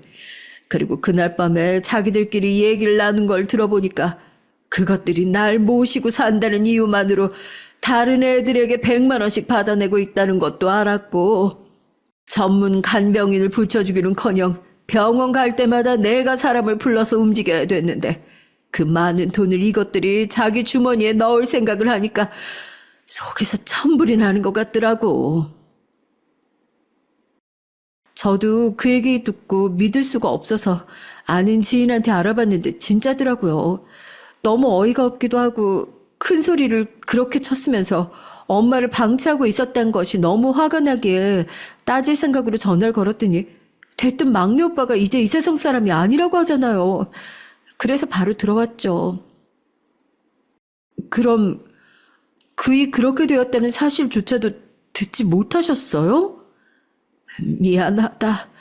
매일같이 전화하던 막내가 소식이 뚝 끊겨서 걱정은 됐지만 바빠서 그렇다는 말을 고지고대로 그냥 믿어버렸어. 미안하다. 내 새끼 마지막을 그렇게 보내다니. 제 손을 잡고는 연신 미안하다고 말씀하시는 시어머니의 모습을 보니 장례식장에서의 일이 떠올라 마음이 다시 아팠지만 애써 괜찮다고 대답했어요. 시어머니께서는 앞으로 어떻게 할 생각이냐고 도와줄 일은 없느냐고 물어보셨지만 전 아무것도 필요 없다고 단박에 거절했죠. 시어머니께서는 경제적으로든 무엇으로든 다 도와줄 수 있다고 원하는 것을 얘기하라고 했지만 전 아무것도 바라는 것이 없었답니다. 시어머니께서는 섭섭한 얼굴을 하시고는 자리에서 일어나셨죠. 아가씨의 부축을 받으며 움직이시는 시어머니 모습을 보자 문득 남편과의 마지막 대화가 떠오르더라고요. 전 현관을 나서려는 두 사람을 붙들고 큰 용기를 내서 말했습니다. 어머니, 제가 어머니를 모시고 살면 안 될까요? 언니 지금 뭐라고 하셨어요? 이제 배도 불러올 텐데 언니 혼자서 어떻게 다 챙기려고요. 언니 힘들어요. 그이가 그랬어요. 어머니 모시고 살고 싶다고. 어머니를 우리 집으로 데려오고 싶다고. 그런 그이에게 그렇게 하자고 속 시원하게 말을 못 해줬어요. 늦었지만 그이가 원했던 일 제가 하고 싶어서 그래요. 제가 모시고 살게요. 시어머니께서는 가만히 제 얼굴을 바라보셨죠. 어쩌면 이 얘기를 듣고 계시는 분들은 저의 이런 결정이 무모하고 어리석다고 잔소리하실 수도 있겠네요. 남편도 없는 시댁에 들어갈 생각을 할 수 있느냐고 하실 수도 있고요. 하지만 전 진심이었습니다. 남편의 소원을 들어주고 싶었거든요. 시어머니께서는 한참을 그 자리에 가만히 계시더니 그렇게 하자고 하시며 이 집은 정리하고 본가로 들어오라고 하셨죠. 정말 모든 일은 일사천리로 진행됐습니다. 아가씨가 큰 도움이 됐어요. 다행히 본가가 멀리 있는 것이 아니라 저는 이삿짐을 불러 정리하고 남편과 추억이 쌓인 것들만 따로 제가 챙겨 본가로 들어갔어요. 본가에는 언제 왔는지 큰형님이 와 계시더라고요. 큰형님은 시어머님 앞임에도 불구하고 제게 삿대질을 하기 시작했습니다. 이게 다 무슨 짓이야? 내가 분명히 말했지. 앞으로 서로 볼 일 없이 살자고. 내 말이 말 같지 않아? 제가 여기 있든지 말든지 형님이랑 무슨 상관이라고요. 그리고 전 어머님과 살려고 왔지 형님이나 아주버님하고는 조금도 관계가 없거든요. 형님이 어머님 모시고 살 것도 아니잖아요. 뭐야? 아니, 그럼 어머님께서 본가로 돌아가시겠다고 했던 게 다 동서가 꾸민 일이야? 무슨 자격으로 동서가 어머님을 모시는데? 제가 왜 자격이 없어요? 어머님 막내 며느리가 전데? 형님만 며느리인 줄 아세요? 막내 며느리 좋아하네. 남편도 없는 시댁에 꾸역꾸역 들어와서 살려는 의도가 뭐야? 왜? 돈이 부족해? 그래서 거머리처럼 여길 들어오는 거야? 어머님 등골이나 빨아먹고 살려고? 전 당장이라도 큰형님의 머리채를 잡고 흔들고 싶은 충동이 들었어요. 아마 제가 임신한 상태가 아니었다면 달려들었을지도 모르겠네요. 전 너무 화가 나서 덜덜 떨리는 손을 꼭 부여잡고는 최대한 분노를 가다듬었습니다. 큰형님의 폭언에 아가씨가 잔뜩 화가 난 얼굴로 다가와서는 말을 왜 그렇게 하느냐고 따져 물었죠. 큰형님은 결혼을 했으면 이제 이 집 식구가 아니니까 나서지 말란 말을 하더라고요. 그 말에 더 화가 난 아가씨는 그동안 시어머니를 어떻게 방치했는지 하나하나 열거하면서 시어머니를 모시고 산다고 큰소리치더니 이게 다 뭐냐고 큰형님을 몰아붙이기 시작했습니다. 하지만 큰형님은 부끄러워하기는커녕 뭐가 잘못이냐고 도리어 고개를 쳐들고 어깨를 쫙 펴더라고요. 참 어처구니가 없었죠. 그 소리를 다 듣고 계셨는지 시어머니께서 나오셔서는 큰형님에게 당장 이 집에서 나가라고 하셨어요. 어머님, 저희가 어머님에게 얼마나 최선을 다했는데 이렇게 나오실 수 있어요? 그리고 동서를 집에 들이시다니요. 서방님도 죽은 마당에 동서랑 같이 사실 생각은 아니시겠죠? 이미 인연은 끊어졌어요. 동서가 무슨 짓을 할 줄 알고요. 제가 형님인 줄 아세요? 전 형님처럼 그렇게 돈에 눈 돌아간 사람 아니거든요. 뭐? 방금 뭐라 그랬어? 어머님 앞에 계신데 사람을 어디서 함부로 모함이야? 형님이야말로 뭘 근거로 저를 그렇게 몰아가시는데요. 왜요? 어머님께서 앞으로 본가에서 저랑 산다고 하시니까 매달 들어오던 돈이 아쉬우세요? 아니면 제가 형님처럼 매달 100만 원씩 달라고 할까봐 걱정되시나 봐요. 저의 마지막 말에 큰형님은 당황했는지 말도 제대로 못하시고는 결국 손을 올리시더라고요.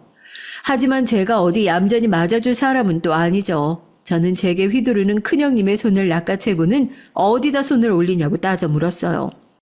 큰형님이 당장 놓으라고 신경질을 내며 시어머니께 이렇게 흉포한 사람하고 어떻게 사실 생각이냐고 하더라고요. 그러면서 지금이라도 자신을 따라 큰 집으로 가자고 말했죠. 하지만 시어머니께서는 그런 일은 두 번 다시 없다고 하시면서 다시금 큰형님께 당장 나가라고 하셨어요. 큰형님은 제게 두고 보라고 하고는 쿵쾅거리는 소리를 내며 나갔습니다.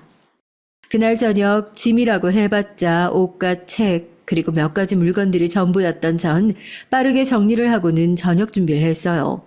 예전에 어머니께서 김치전을 좋아하시던 것이 기억이 나서 저녁상에 김치전이나 올릴까 싶어 반죽을 만드는데 큰형님이 아주버님 두 분과 함께 나타나셨죠.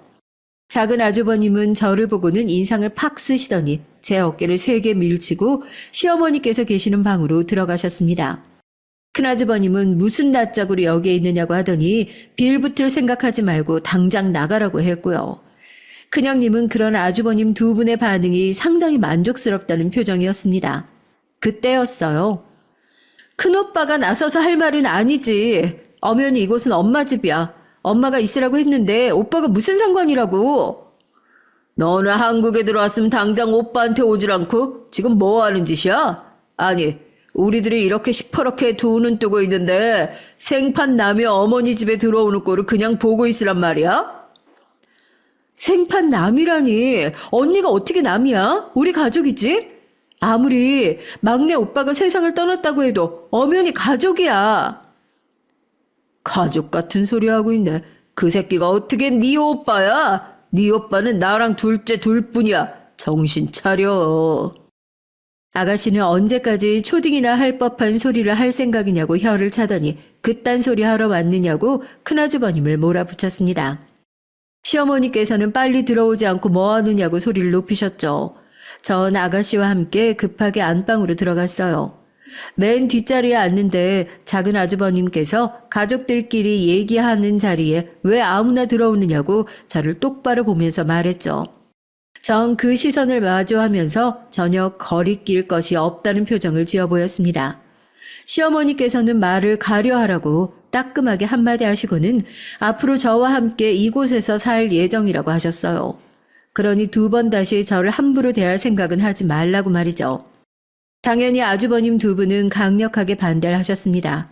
마치 제가 시어머니께 기생해서 살아가는 것처럼 아주 저를 깔아뭉개고 짓밟으셨어요. 하지만 시어머니께서는 오히려 그런 2분에게 아직도 어린애처럼 굴 생각이냐고 소리를 치셨고요. 큰아주버님은 답답하다는 듯이 가슴을 치시더니 손가락으로 절 가리키고는 저런 것과 어떻게 살 생각을 하시냐고 언성을 높이셨죠. 진짜 가관이었습니다. 어떻게 저렇게 무식하고 사람을 배려할 줄 모르는 인간이 선생님을 하고 있는지 의문이었어요. 그따위 소리 하려거든 앞으로 내 집에 올 생각도 하지 마. 돌아가신 아버지가 말씀하셨다. 늘 형제들끼리 서로 돕고 이해하려 노력하면서 살라고. 그런데 너희는 한 번도 막내를 가족으로 대하지 않았지. 내가 그때 엄하게 가르치지 못하고 너희도 충분히 혼란스러웠을 테니 받아들일 때까지 기다린 것이 이렇게 후회가 될 줄은 몰랐다. 세상에 어떻게 너희는 끝까지 이 모양이냐. 분명 어머니 나중에 후회하실 거예요. 저런 인간을 믿은 것에 대해 피눈물을 흘리시는 날이 꼭 올 겁니다. 큰오빠, 무슨 저주도 아니고 어떻게 엄마한테 그런 말을 해? 우리를 내치신 건 어머니예요. 나중에 다른 말 하지 마세요. 작은 아주버님은 시어머니의 뜻이 확고해 보이자 벌떡 자리에서 일어나더니 저를 노려보고는 그대로 나가버렸습니다. 큰아주버님께서는 몇 번이고 시어머니께 생각을 다시 해보셔야 한다고 설득을 하셨지만 소용없었고요. 그렇게 큰아주버님께서도 화가 나신 상태로 나가버리셨어요. 큰형님께서는 미련이 뚝뚝 흐르는 얼굴로 시어머니께 끝까지 이렇게 나오실 생각이냐고 물어보더라고요. 그러고는 길게 한숨을 내쉬며 자리에서 일어났습니다. 전 그런 큰형님을 붙들었어요. 앞으로 제가 어머님을 모시게 됐으니까 큰형님께서 이전에 하셨던 것처럼 매달 제게 돈을 보내주세요. 100만 원. 작은 아주버님께도 말씀드려 주시고요. 그 돈으로 어머님 삼시세끼는 물론 병원비에 차비까지 순전히 어머님을 위해서만 사용할 테니까요. 뭐? 100만 원? 미쳤어? 내가 왜 동서한테 매달 100만 원을 줘야 되는데? 왜냐니요. 형님께서 하셨던 것처럼 하는 것뿐이잖아요. 뭐가 잘못됐어요? 제 말에 큰형님은 무식한 것들과는 상종도 하면 안 된다고 하고는 서둘러 나가버렸습니다. 사람들이 다 나가고 나서야 저는 방긋 웃으며 시어머니와 아가씨를 바라봤죠. 반찬으로 김치전을 준비했다고 말했더니 아가씨께서 크게 웃더라고요. 시어머니께서도 고개를 절레절레 흔드셨고요.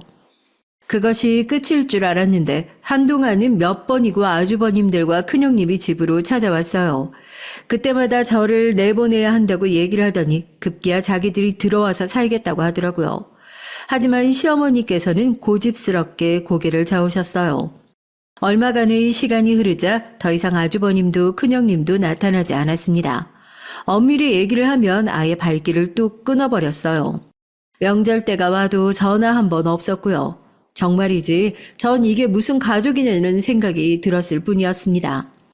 그렇게 몇 년이 시간이 흘렀어요. 전 아이들을 어머님께 맡겨두고 본격적으로 일에 뛰어들었고요.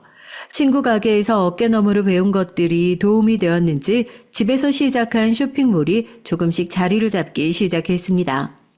아이들을 재우고 나면 이것저것 만들어서 쇼핑몰에 올리기도 했고요. 시어머니께서는 이왕 이렇게 된 것 차라리 작은 가게를 가지는 것이 어떻겠냐고 하셨고요. 전 절대로 못한다고 사양했지만 시어머니께서는 오히려 제 수완이 좋아서 충분히 잘할 수 있을 것이라고 절 격려해 주셨습니다. 전 시어머니의 든든한 지원을 받으면서 작은 가게를 시작했어요. 물론 위기도 있었지만 지금은 그때 가게의 2배는 될 만한 매장까지로 키웠답니다. 남편과 사별하고 물론 저에게도 새로운 만남들이 있었죠. 하지만 누구를 만나도 남편과 자꾸 비교가 되더라고요. 그렇게 해서는 안 된다는 사실을 머리로는 알았지만 쉽지 않았어요. 시어머니께서는 저를 시집 보내실 생각이신지 중매를 서겠다고 하시기도 하셨고요. 네 나이 아직 한창인데 새 가정 꾸릴 생각을 해야지. 언제까지 추억만 붙들고 살래? 어머님, 제가 귀찮으세요? 왜 자꾸 절 시집 보내지 못해 안달이세요? 전 어머님이랑 우리 두 아들만 있으면 되는데. 네가 부족한 게 뭐가 있다고 혼자 그러고 있어. 좋은 사람 만나서 재혼도 하고 그래야지. 싫어요. 전 영원히 어머님 곁에 딱 달라붙어서 살 거예요. 시어머니께서는 자신을 껴안고 매달리는 제 손을 소리나게 찰싹 때리시고는 귀찮다고 저리 가라고 하셨지만 얼굴엔 미소가 가득하셨습니다. 제가 시어머니를 따르는 만큼 시어머니께서도 저를 딸처럼 아껴주셨거든요. 그렇게 꽤 많은 시간이 흘렀습니다. 시간이 약이라는 말이 맞는지 언제부터인가 명절이 되면 큰 아주버님과 작은 아주버님께 연락이 오더라고요. 큰형님도 잠시 왔다 가고요. 제가 가게에 있는 동안 다녀가셨는데 큰형님이 왔다 가시면 시어머니께서 상당히 불쾌한 표정을 지으셨어요. 무슨 일이 있었느냐고 물었지만 시어머니께서는 그냥 몹쓸 얘기를 들었다고만 하셨죠. 그 일이 뭔지 너무 궁금했지만 전 그냥 알겠다고만 하고 넘어갔습니다. 하지만 며칠 뒤 큰 아주버님께서 퇴근길에 잠깐 들리신 것인지 저녁 시간에 집에 오셨어요. 제 쪽으로는 시선도 주지 않고는 다짜고짜 시어머니께 어떻게 그러실 수 있냐고 화를 내더라고요. 전 갑자기 찾아와서 무슨 짓인가 싶어 한마디 하려는데 시어머니께서 막으셨습니다. 내가 뭘 어떻게 했다고 그럴 수 있냐는 말이 나오니? 아니, 애들 유학자금 좀 보태달라고 부탁드렸는데 어떻게 그렇게 매몰차게 거절하실 수가 있으세요? 우리 집 장손이에요. 장손 공부한다고 미국 가는데 모른 척하고 계실 생각이세요? 공부하러 미국을 가는 거냐? 사고를 치고 도망을 치는 거냐? 내가 집에만 있으니까 듣는 귀가 없는 줄 알아? 어디서 사람을 반쭉 죽여놓고는 도망을 칠 생각을 해. 잘못했다 가서 빌어야지. 그건 오해예요. 장난이 좀 심해진 것뿐인데 상대방이 오해를 해서. 오해건 장난이건 사람이 크게 다쳤다. 병원에서 장애가 남을지도 모른다고 하는데 애비가 돼서는 도망을 치게 만들어? 당장 멱살 잡고 가서 그 가족들 앞에 납작 엎드려 사과를 할 생각을 해야지. 부끄러운 줄도 모르고. 시어머니께서 카랑카랑한 목소리로 조목조목 짚어가며 말씀을 하시자 큰아주버님께서는 벌겋게 달아오른 얼굴로 당장 미국에 보내야 하니까 도와달라는 말을 반복했습니다. 하지만 시어머니께서는 단호하게 단 한 푼도 줄 수 없다고 말했죠. 오히려 당장 사과하러 가지 않으면 시어머니께서 직접 나서시겠다는 말씀도 하셨고요. 큰아주버님께서는 장손에게 이럴 수는 없다며 시어머니께 실망했다고 하고는 나가버렸어요. 거실에서는 쿵쾅거리는 소리와 함께 무언가 깨지는 소리도 들렸고요. 전 깜짝 놀라 허둥거리며 따라 나갔다가 너무 놀라서 한 걸음도 움직일 수가 없었어요. 거실에 놓인 화분이며 꽃병들이 여러 곳에 나뒹굴고 있더라고요. 전 어떻게 인간이 저렇게 화풀이를 할 생각을 할 수 있는지 조금도 이해가 되지 않았습니다. 그저 길게 한숨만 내쉬고는 주섬주섬 치우기 시작했어요. 시어머니께서도 나와보시고는 혀를 차시면서 언제 철이 들지 모르겠다고요. 그 뒤로도 몇 번이나 큰아주버님과 작은아주버님은 시어머니를 찾아왔습니다. 방문 목적은 10번이면 10번 다 돈 때문이었어요. 새로운 사업을 하겠다고 돈을 달라고 말하던 작은아주버님의 얼굴은 아직도 생생하게 기억날 정도랍니다. 시어머니께서는 도대체 자신을 뭐로 알고 있기에 이렇게 당당하게 찾아와서 돈을 요구하느냐고 아주버님들을 모아두고 잔소리를 하셨지만 두 분은 오히려 어머니가 어떻게 자식을 나 몰라라 할 수 있느냐고 더 큰 소리로 화를 냈답니다. 보다 못한 제가 나서서 한마디 거들기라도 하면 두 아주버님은 펄쩍펄쩍 뛰면서 어디서 참견이냐고 소리를 질렀죠. 뭘 한다고 함부로 끼어들어? 가족 문제니까 입 다물어. 매번 이렇게 오셔서 돈을 달라고 하시는데 제가 옆에서 보기 너무 화가 나서요. 도대체 어머니를 작은 아주버님은 뭐라고 생각하시는지 모르겠네요. 본인이 사업을 하실 생각이라면 대출을 받든 뭘 하든 스스로 하실 생각을 하셔야죠. 왜 어머님께 돈을 벌리시는데요? 그러는 재수 씨는 어디 떳떳하신가? 지금 하고 있는 가게 우리 어머니가 해준 거잖아. 내가 처음부터 뭐라 그랬어? 순진한 어머니 등쳐먹을 요량으로 들어오는 거라고 그렇게 말씀드렸는데. 제 가게가 왜요? 제 가게 처음 낼 때 어머니께서 도와주신 건 맞지만 전 매달 매출이 어땠는지 어머니께 하나부터 열까지 다 보고 드리는데요. 제 가게라고는 하지만 어머니 가게죠. 전 바지 사장이나 다름없으니까. 그리고 제가 어머니께 돈을 달라고 말한 적은 없거든요. 누구랑 다르게?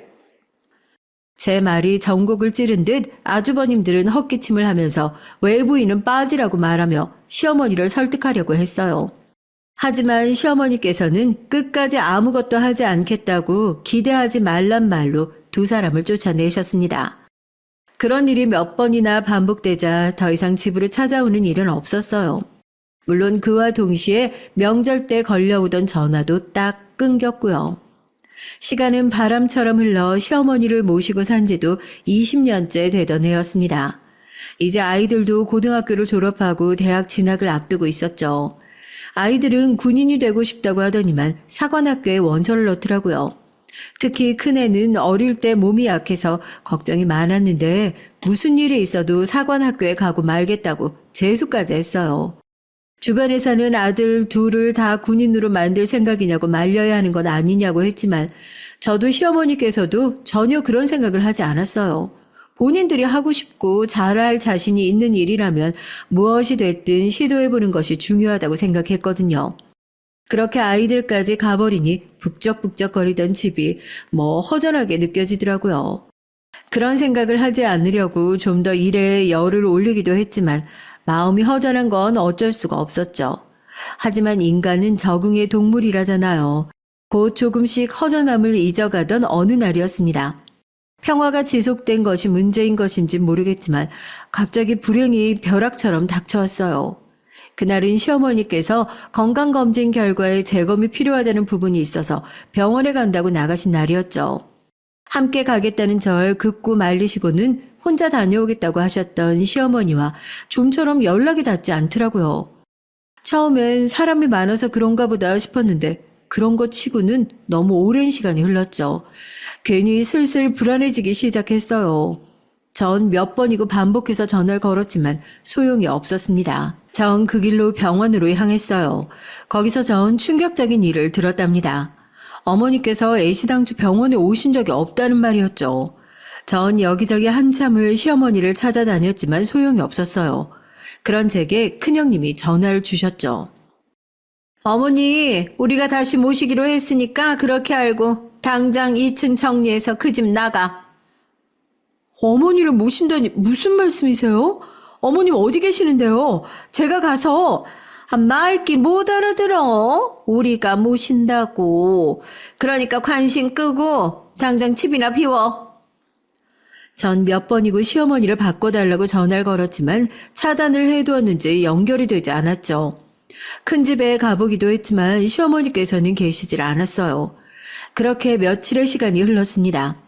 제게는 하루가 10년은 되는 것 같았어요. 매일같이 시어머니를 찾아다니는 것이 제 일과였죠. 그런데 하루는 잠에서 일어났는데 밖이 소란스럽더라고요. 전 무슨 일인가 싶어서 나갔죠. 큰형님의 얼굴이 보였습니다. 그리고는 처음 보는 사람들 여럿이 큰 박수를 들고 있었어요. 그냥 봐도 이삿짐을 싸는 사람들이었죠. 전 지금 뭐 하는 짓이냐고 물었지만 저를 힐끗 본 큰형님은 사람들에게 2층을 깨끗하게 비우라고 말했죠. 2층에는 저와 사관학교에 있는 아들들의 방이 있습니다. 이게 무슨 짓이에요? 여기는 어떻게 들어오셨어요? 어떻게 들어왔냐니 문 따고 들어왔지. 동서가 있는 줄 몰랐네. 잘 나왔어. 빨리 짐 정리해서 나가줬으면 좋겠어. 그게 무슨 소리예요? 나가라뇨. 형님이 무슨 권리로 나가라 말아 하시는데요? 아직 소식 못 들었나 봐. 어머니 돌아가셨잖아. 지금 우리랑 그이랑 서방님 장례 준비하느라 정신없이 바빠. 전 쇠망치로 머리를 한 대 3개 맞은 기분이었습니다. 어머니께서 돌아가시다니요. 전 절대 그럴 리 없다고 말했지만 큰형님께서는 이런 일로 거짓말 하겠느냐며 어디론가 전화를 걸어서는 스피커폰으로 돌리더라고요. 큰아주버님이셨어요. 큰아주버님은 정신없는데 왜 전화를 하냐고 집은 정리가 다 되었냐고 하더군요. 준비 중이야. 그건 그렇고 어머니 돌아가셨다는데 여기 못 믿는 사람이 있어서? 아무렴 우리가 어머님 목숨 가지고 거짓말할까? 근데 아직도 그 집에 있었단 말이야? 당장 내보내. 쓰레기는 깔끔하게 정리를 해야지. 그나저나 변호사는 왜 이렇게 빡빡한 거야? 변호사가 영 말이 안 통해? 아우 잘 좀 구슬려 봐. 그게 되면 벌써 둘째가 했겠지. 씨알도 안 먹혀. 아예 말을 듣질 않어. 유언장 좀 보자는 게 뭐 그리 어려운 일이라고. 전 큰 아주버님이 말하는 그것의 정체가 저라는 것을 대번에 알 수 있었어요. 저를 그것이라고 칭했다는 사실보다 시어머니의 죽음 앞에 아직도 돈타령에 자기들 하고 싶은 대로 움직이는 아주버님과 큰형님의 모습에 헛구역질이 올라올 정도로 소름이 돋았습니다. 어떻게 시어머니께서 돌아가셨는데 이런 반응을 보일 수 있는지 믿을 수가 없었죠. 눈물 한 방울을 흘리지도 않는 모습에 전 치밀어 오르는 분노를 꾸역꾸역 눌렀습니다. 큰형님은 들었으면 당장 꺼지라고 말했지만 전 시어머니 마지막 가시는 순간까지 한 발자국도 움직이지 않겠다고 말했어요. 큰형님은 유언장에 이름이라도 있길 바라냐고 하더니 설사 그런 일이 있더라도 다 자기들이 알아서 처리를 할 예정이라며 그런 기대를 절대 하지 말라고 엄포를 놓더라고요. 그 말에 참고 있던 화가 폭발하고 말았습니다. 짐승맛도 못한 것들.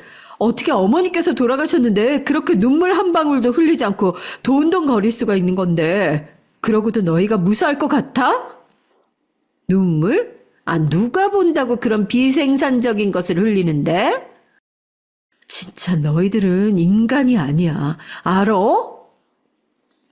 큰형님은 시어머니가 마지막 가시는 길은 보겠다는 제 말을 깡그리 무시하고 사람을 시켜 저를 밖으로 끌어냈어요. 전 절대 못 움직인다고 버텼지만 남자들의 억센 힘엔 당할 재간이 없더라고요. 1시간 정도 지났나 아주버님들이 서둘러 집으로 들어가는 것이 보였습니다. 전 두 분을 붙들고 진짜 시어머니가 돌아가신 것이냐고 물었지만 두 사람은 그런 제 말에는 대답도 하지 않고 아직도 여기서 어슬렁거리는 중이냐고 호통을 치더라고요. 그러고는 당장 꺼지라고 하면서 절 밀쳤어요. 바닥으로 내동댕이 치어지면서도 전 믿기지 않는 현실에 시어머니께서 돌아가신 것이 맞느냐고 물었죠. 결국 작은 아주버님은 시어머니께서 돌아가시지도 않았는데 어떻게 자신들이 여기에 오겠냐고 하고는 제발 가족 일에 나서지 말고 좀 나가달라고 하더군요. 2번 다시 보지 말자는 말이죠. 시어머니가 정말 돌아가셨다는 소리에 한동안 멍하게 길거리에 앉아있던 전 박스를 하나 둘 들고 나오는 사람들을 보고는 불이 나게 집 안으로 들어갔어요. 아주버님과 큰형님은 무언가를 찾는지 집안 구석구석을 뒤지고 있더라고요. 저를 제일 먼저 발견한 것은 작은 아주버님이었습니다. 아직도 정신을 못 차렸냐고 하더니 사람을 시켜 저를 끌어내라고 했죠. 하지만 곧 큰 아주버님께서 그런 작은 아주버님을 말리더니 제게 묻더라고요. 어머님 인감이랑 통장, 보험증 같은 것들 다 어디 있는 거야? 알고 있잖아. 빨리 말해. 어디 있어? 아직 어머니 장례도 제대로 치르지 못했어. 그런데 뭐? 인감? 통장? 제정신이야? 돈귀신이라도 붙은 거야? 어떻게 자식이란 작자가 그런 생각을 해? 이미 죽은 사람인데 우리가 뭘 하든 알 게 뭐야. 어디 있는지 알면 당장 말해. 어디야? 어딨어? 작은 아주버님이 다가와서 제 팔을 세게 붙들고는 이리저리 흔들었습니다. 전 이를 악물고 버텼죠. 안방을 뒤지던 큰 형님까지 가세해서 당장 어디 있는지 다 얘기를 하라고 윽박질렀습니다. 전 모른다고 말하며 설사 알고 있다고 해도 당신들에게는 절대 말할 수 없다고 했어요. 제 말에 화가 난 큰아주버님은 기어코 제 뺨을 내리치셨습니다. 아주 무겁고 찰진 소리가 울렸어요. 비릿한 피맛이 느껴지는 것이 아무래도 입안이 터진 것 같더라고요. 전 아무것도 모른다고 외치면서 자식된 도리는 다 하고 그런 것들을 찾아도 찾아야지 하는 것 아니냐고 소리를 질렀어요. 하지만 이번엔 작은 아주버님마저 손을 높이 쳐들고는 조용히 하라면서 제 뺨을 내리치려고 하시더라고요. 그때였습니다. 집안의 모든 사람들을 한 번에 멈추게 할 소리가 들려왔죠. 마치 일시정지 버튼이라도 누른 것처럼 모든 것들이 멈췄습니다. 저는 숨을 쉬는 것마저도 잊을 정도였어요. 감히 누가 내 며느리에게 손을 올리는 거야? 다들 자신의 눈을 의심하고 있었습니다. 시어머니 뒤쪽으로는 낯익은 얼굴도 보였어요. 시어머니의 일을 대신해서 봐주던 변호사님과 실장님들이 보였죠. 먼저 정신을 차린 것은 큰 아주버님이었습니다. 여기는 어떻게... 형님, 이게 다 무슨 일입니까? 제대로 처리한 건 아니에요? 어머니가 여기를 어떻게 오시는데요?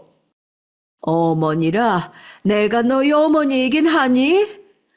아주버님의 아우성이 단숨에 잦아들었습니다. 서로 눈을 마주하고는 시어머니의 눈치를 보고 있었죠. 그런 모습에 시어머니께서는 길게 한숨을 내쉬고는 저에게 손을 내밀어 주셨어요. 전 홀린 듯이 시어머니 곁으로 다가갔죠. 시어머니의 손을 맞잡고 나서야 환상이 아니라는 것을 알 수 있었습니다. 내가 손 놓고 그냥 당할 줄 알았어? 너희들이 내 뒤에서 무슨 짓을 저지르는지 모를 줄 알았더냐? 그래도 자식이라고 믿고 싶었던 내가 등신이지. 어머님, 그게 아니고요. 그러니까. 그 주둥아리 잡아서 비틀어 버리기 전에 닥쳐. 너희들 말은 뭐가 되었든 듣고 싶지도 않으니까. 시어머님의 카랑카랑한 목소리가 집에 울리면서 아주버님들과 큰형님의 얼굴은 점점 하얗게 질려가고 있었습니다. 시어머님께서는 제 손을 토닥이며 아무것도 걱정할 것 없다고 하시면서 퉁퉁 부어있는 제 눈가를 만져주시며 앞으로는 내 자식은 아가씨와 저뿐이라고 말씀하셨어요. 큰아주버님께서 버럭 그게 무슨 소리냐고 하셨지만 시어머니께서는 뒤에 계시는 실장님에게 고갯짓을 하실 뿐이었습니다. 실장님께서는 무슨 서류철을 열어보시더니 또랑또랑한 목소리로 얘기를 시작하셨어요. 처음엔 이게 무슨 소린가 했는데 뒤로 갈수록 기함을 토할 일들이 한가득이더라고요. 시아버님의 연줄로 사립학교에 들어간 큰 아주버님께서 학부모에게 돈을 받고 수행평가 성적을 날조했더라고요. 그 돈으로 불법 도박을 일삼고 있었고요. 도박이 사람을 미치게 하잖아요. 당연히 집안을 거덜내고 있었습니다. 거기다 명품에 환장한 큰형님은 씀씀이를 견디지 못해 결국에는 회사 돈에 손을 대기 시작했는데 지금은 감당 불가할 규모까지 이르렀다고 하더라고요. 작은 아주버님의 상황도 크게 다르지 않았습니다. 시어머님 이름을 팔아 사업을 시작하기는 했지만 제대로 된 비전도 없이 여기저기 일만 만들어서 투자자를 모은 모양이더라고요. 그렇게 모은 돈으로 다른 쪽 사고 친 것을 수습하기 바쁜 상태였죠. 실장님은 이 모든 자료를 해당 기관에 넘겨 합당한 징계와 처벌을 받을 수 있도록 조치를 취하겠다고 말했습니다. 얘기를 들은 작은 아주버님은 불같이 화를 냈어요. 어머니, 어떻게 자식들한테 이렇게 하실 수가 있으세요? 자식이 고소당하게 생겼는데 상대방에게 자료를 주다니요. 어머니, 정말 실망입니다. 그 새끼 살아있었어도 그렇게 하셨겠어요? 나한테 어떻게 자식에게 이럴 수 있냐고 따지기 전에 너희가 자식으로서 무슨 짓을 했는지부터 생각하렴. 언제까지 내 탓하고 아버지 탓을 하고 막내 탓을 할 거야? 아주버님과 큰형님은 뭐라고 소리를 지르면서 화를 내더니 나중에는 살려달라고 빌기 시작했어요. 하지만 시어머니께서는 시선 하나 주지 않으셨습니다. 그리고는 모든 것을 다 스스로 만든 업보라고 하시면서 당장 집에서 나가라고 말씀했어요. 물론 순순히 알겠다고 하고 나갈 사람들은 아니었죠. 실장님이 곧 사람을 데리고 와서는 세 사람을 밖으로 끌어냈습니다. 안방은 정말이지 전쟁터가 따로 없었어요. 한동안 그 모습을 바라보던 시어머니께서는 두 눈을 질끈 감으셨죠. 입꼬리가 파르르 떨리는 모습에서 시어머니께서 얼마나 속이 상하셨는지 고스란히 느껴지더라고요. 전 시어머니의 손을 강하게 잡았습니다. 아무리 몹쓸 자식들이라고 하지만 그래도 자식인데 그 속이 어디 멀쩡하겠어요? 전 아무런 말도 하지 않았습니다. 그저 시어머니의 손을 두 손으로 꼭 쥐고 있을 뿐이었죠. 한참을 그렇게 서 있던 시어머니께서는 약간 잠긴 목소리로 제게 미안하다는 말씀을 하셨어요. 자식을 잘못 키운 자신의 탓이라고 하시면서 자책하셨죠. 사춘기 애들도 아니고 이제 50이 넘은 자식이에요. 어머님의 탓이 아닙니다. 제 말에 시어머니께서는 고개를 끄덕이시며 피곤하니 자리에 좀 누워야겠다고 하셨어요. 그 모습에 저는 조용히 나왔습니다. 그 이후에는 별다른 일이 없었어요. 실장님이 말씀해 주셨던 것처럼 큰 아주버님은 학교에서 잘렸고 작은 아주버님은 사기죄로 고소를 당해 지금은 조사 중에 있고요. 큰형님은 횡령죄가 성립해서 재판을 기다리는 중이랍니다. 시어머니께서는 그 모든 일을 보고받으시면서 얼굴색 하나 바뀌지 않고 고개만 끄덕이셨어요. 하지만 실장님이 가고 나면 한동안 침대에 등을 보이고 누워 계셨죠. 전 아무런 말도 하지 않고 조용히 안방문을 닫아드렸답니다. 시어머니의 한없이 작은 등을 보고 있으면 그렇게 남편이 생각났어요. 남편이 살아있었더라면 시어머니께 어떻게 해드렸을까 하면서 말이죠. 다정하게 안아줬을까 아니면 가서 손이라도 잡아드렸을까. 20년이나 지났음에도 남편을 생각하니 심장 한쪽이 찌릿하게 아파오네요. 아마 앞으로도 저는 이렇게 시어머니와 함께 때로는 남편을 떠올리며 남은 인생을 보내지 않을까 싶습니다. 사연을 끝까지 들어주셔서 너무 감사합니다.